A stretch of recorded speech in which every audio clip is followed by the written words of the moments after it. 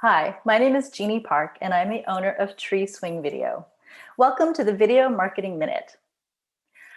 I wanted to share some information about making videos not only at the professional level, which is what we do as a videography agency, but also speaking to people who are needing to make DIY or do-it-yourself videos for their business. In fact, I've created a course called Get Over Yourself and Start Making Videos that really was in response to so many businesses that I saw last year in 2020 who needed to pivot and figure out a way to, make their businesses online so they could reach their customers and clients and not have to shut their doors. So do let me know if you're interested in that information. But something that I wanted to share with you that I include in the course is that if you're going to be doing that, it really helps to figure out not only the kinds of videos that you want to make, but also where are you going to be shooting them? So I found that this is something that holds people back a lot. And it doesn't really have to be that hard.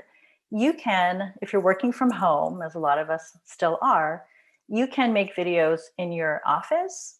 If you are lucky and you have a home office, especially if they have doors that close, natural light is great. So if you have a room with a window, but it doesn't have to be relegated to that. I mean, you can shoot videos in your living room or family room.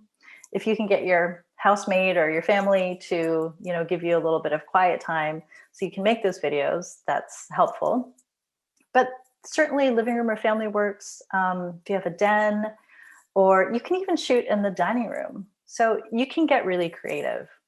When the weather's nice, shooting outside is an option.